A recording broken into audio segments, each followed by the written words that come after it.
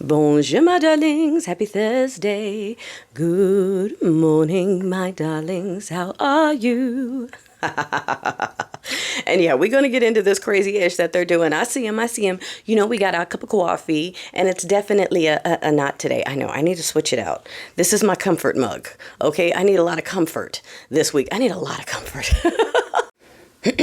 We were right. We were right. It's not funny. It's not funny. Like, I don't want to be right about this stuff. We understand more about this culture than this culture wants to accept about itself, and that's why we are here. You didn't want to listen to us, and now we're here. They're doing it in your face now. The FCC is going full mafia and threatening to withhold licenses or deals for anyone that doesn't bow for any simple little thing, okay? On Faux, someone actually cost lives. Someone went on there and said, let's take out the unhoused. 48 hours later, someone took out a bunch of unhoused. That dude still has a job. That's fine. That's not dangerous rhetoric. Meanwhile, Kimmel, he didn't even say anything. Even people who are fans of that dude are like, what did he say? He didn't really even say anything. He just did the clip of Stinky being more excited about his ballroom than caring about his friend. And that was enough for the FCC to come in and say, if you don't get rid of him.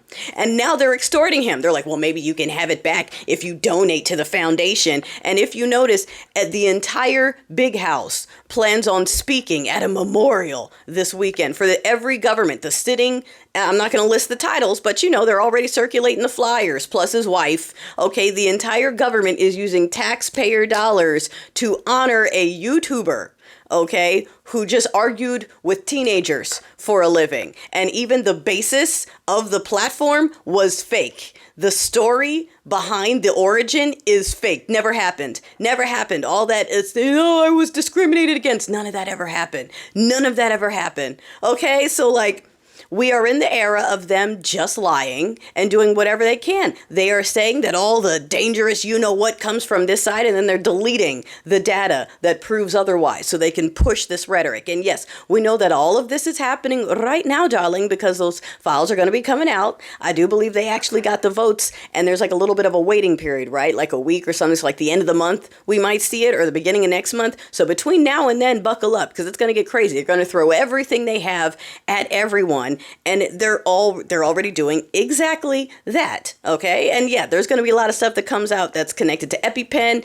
You got Candace Owens, not that I'm a fan of hers, connecting the dots to Izzy. This is already kind of backfiring in their faces, which is why they're doubling down on the we're silencing people. Ooh, Antifa's a T-word organization. And ooh, the blacks can't have an app. I just wanted to point out that they have been giving news articles, magazine covers, airtime to that unwashed people in the woods who keep coming out going, yeah, we got lawyers and we're discriminating. It's just for us over here, and like nobody cares. Okay, we are working on an app that's for us, and the House itself is going, hey, the blacks can't have their own app. That's un-American. They can't have that. We need to know what they're doing in there. And I just want to point out that that's what the unwashed people in the woods were hoping for. That's the reaction they wanted from us. They wanted us to go, hey, what are you doing in the woods together? Well, you can't do that. We need to see, but we don't care. We wish more of y'all would go ahead and join off in the woods over there, all right, and leave the rest of us alone. So see how, for the people who come into the comments and go, well, if the blacks would just build their own, then we would leave them alone. No, you're not. We can't even have an app. The app's not even live yet, and y'all already upset.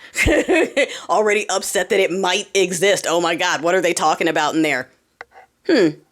You're worried about what's going on our app? We're not worried about what's going on in your unwashed people town? Okay. Just pointing that out. So yes, while we have the entire government bending over backwards to fuse itself with this particular brand of faith in order to, again, hold on to power. Like I said, I lived next to some of these. When they moved in, I called it out. I said it in the podcast episode. When they came in and when they got in, I was like, oh, ZZs. And all the people who look like this were like, no, they're just patriotic and of faith. And I'm like, no, I know what they look like. I know what they look like. It's a couple years later and now everyone's like, oh, yeah. I'm like, yeah, but you don't listen to us. You don't listen to us. You listen to the gaslighting that feels comfortable, and this is where it got you. So are you ready to stop self-gaslighting yet? You ready to realize that these people have no bottom? No, they will not be leaving voluntarily. No, they will not be doing anything that's logical. And no, the truth doesn't matter. They are silencing the truth and filling things with their own propaganda. All right? So if you're ready to make peace with that and actually do something, you can let the rest of us know. Otherwise, I mean, we're still not coming outside. I'm still learning my fan dance. I'm ready for the next one. What's the next one? one.